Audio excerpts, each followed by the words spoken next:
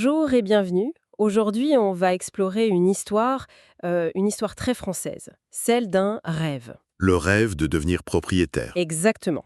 Mais un rêve qui, pour des centaines de milliers de personnes, est en train de virer au cauchemar.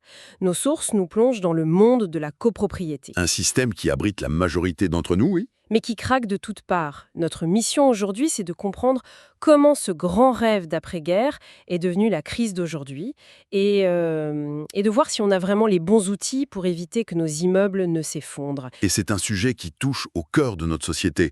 Parce que la copropriété, ce n'est pas juste des briques et du béton. C'est un contrat social en miniature, en fait. Un contrat social. Bah oui, on demande à des dizaines, parfois des centaines de personnes qui n'ont rien en commun, à part leur mur, de se mettre d'accord sur des dépenses qui peuvent parfois ruiner leur budget. C'est là que ça devient un vrai casse-tête. Et pour comprendre ce casse-tête, il faut revenir un peu en arrière, à l'origine du phénomène. Comment ce modèle est-il devenu si dominant? Ah oui, l'histoire est fascinante, hein. Avant les années 60, c'était anecdotique, hein. Moins de 6% des logements en ville, c'était un truc de grands immeubles bourgeois, quoi. C'était une exception, voilà. La norme, c'était soit être locataire, soit avoir sa propre maison. La copropriété, c'était un concept assez lointain pour la plupart des gens. Et soudain, l'explosion. Les notes parlent d'un véritable Far West immobilier entre 1950 et 1970. On imagine les promoteurs qui plantent des grues Partout. comme des drapeaux partout et le plus vite possible, avec le soutien de l'État qui signe les chèques pour loger tout le monde. La qualité, la pérennité, ça, on verrait plus tard. Absolument. C'était la réponse à une urgence, la crise du logement de l'après-guerre, le baby-boom, l'exode rural. La copropriété a été l'outil miracle pour construire vite et en masse. Et en même temps, ça ouvrait la porte de la propriété à des millions de Français. Une formidable promesse de progrès social. C'était ça. Une promesse qui nous amène à aujourd'hui, où, en Île-de-France par exemple, plus des 2 tiers des appartements sont en copropriété. C'est devenu la norme. Mais ce succès fulgurant a un revers, n'est-ce pas? Et quel revers! En fait, en résolvant la crise du logement des années 60, on a programmé sans le savoir la crise de la rénovation des années 2020. C'est-à-dire, On a construit des centaines de milliers de logements, mais aussi des centaines de milliers de problèmes futurs, tous réglés sur la même horloge.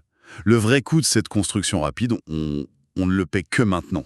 c'est une idée très forte, ça. Tous ces immeubles arrivent à date d'expiration en même temps. C'est exactement ça, ils ont tous 50 ou 60 ans, et ils ont tous besoin en même temps de rénovation thermique colossale, de ravalement, de mise aux normes d'ascenseurs, des travaux qui coûtent une fortune. Hum, Et il y a une autre conséquence, plus subtile mais tout aussi importante, la démocratisation a fait entrer dans ce système des propriétaires qui n'étaient pas du tout formés à ce rôle.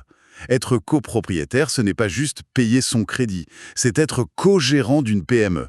Une petite entreprise, oui. Avec des budgets, des assemblées générales, des responsabilités légales. Beaucoup l'ont découvert bien trop tard. On a donc ce parc immobilier construit à toute vitesse, qui vieillit d'un seul coup, avec des propriétaires parfois dépassés. Forcément, ça laisse des traces. Quel est le bilan de santé aujourd'hui? Les chiffres sont... Assez alarmant, oui. c'est le moins qu'on puisse dire. Disons que le patient ne se porte pas très bien. Un chiffre m'a vraiment sauté aux yeux. En Île-de-France, 21% des copropriétés sont considérées comme fragiles. 21%. Plus d'une sur 5. Ce n'est pas un phénomène à la marge, c'est un problème massif. Et il faut bien comprendre ce que fragile veut dire. Ce n'est pas juste un immeuble avec une peinture écaillée, hein. Une copropriété fragile, c'est un immeuble qui entre dans une spirale infernale. Décrivez-nous cette spirale. Alors, ça commence simplement. Quelques propriétaires, pour des raisons diverses, ne payent plus leurs charges. Ok, Le syndic a donc moins d'argent en caisse, il doit faire des choix. Donc on reporte la réparation de la petite fuite dans le toit. Sauf que la petite fuite, eh bien, elle devient une grosse infiltration qui abîme la structure. et les coûts augmentent. Les devis pour les réparations d'urgence explosent.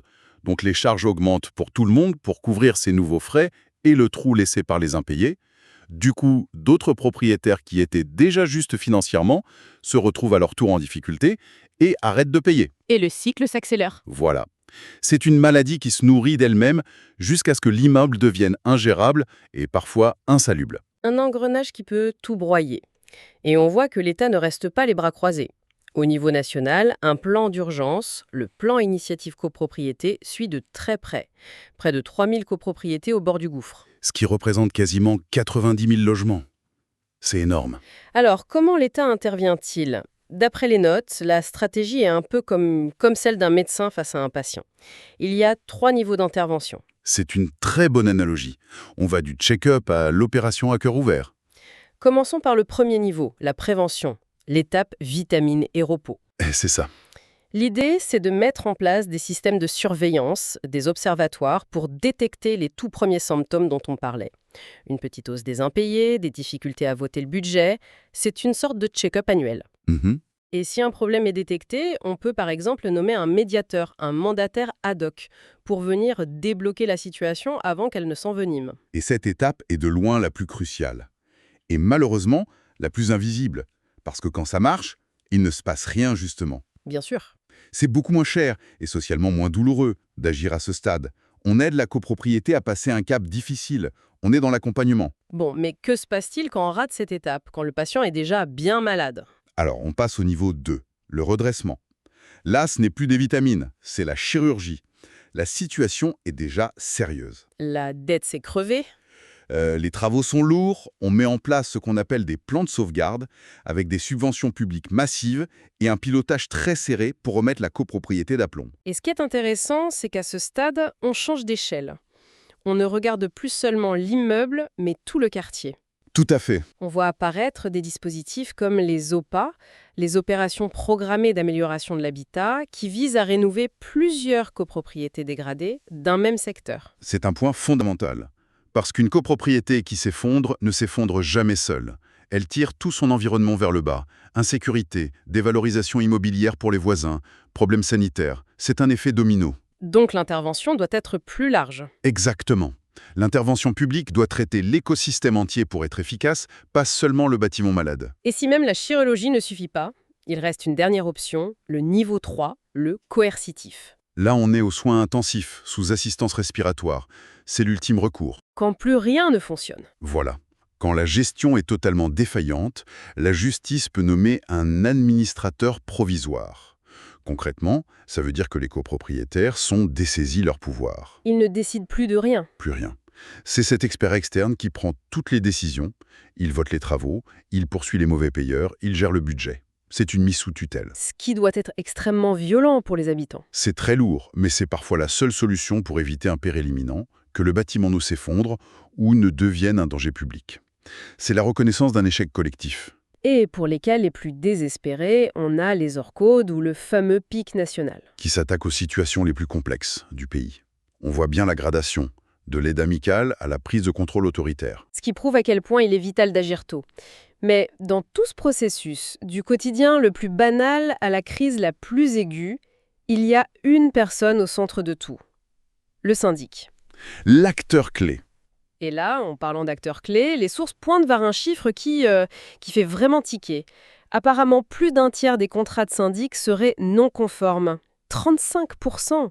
Quand on y pense, c'est énorme. C'est plus qu'énorme. C'est un scandale structurel. Le syndic, c'est le professionnel. C'est le pilote de l'avion. Les copropriétaires sont les passagers. Si le pilote ne sait pas lire ses instruments, ou, pire s'il est malhonnête, l'avion va au crash. C'est une bonne image. Dans une copropriété fragile, qui navigue déjà en pleine tempête, avoir un bon syndic, c'est une question de survie. Concrètement, quels sont les risques pour les habitants quand le syndic est en infraction ? Les risques vont du simple vol à l'accélération de la catastrophe. Au niveau le plus simple, un contrat non conforme, ça veut dire des facturations abusives, des frais cachés. C'est déjà grave.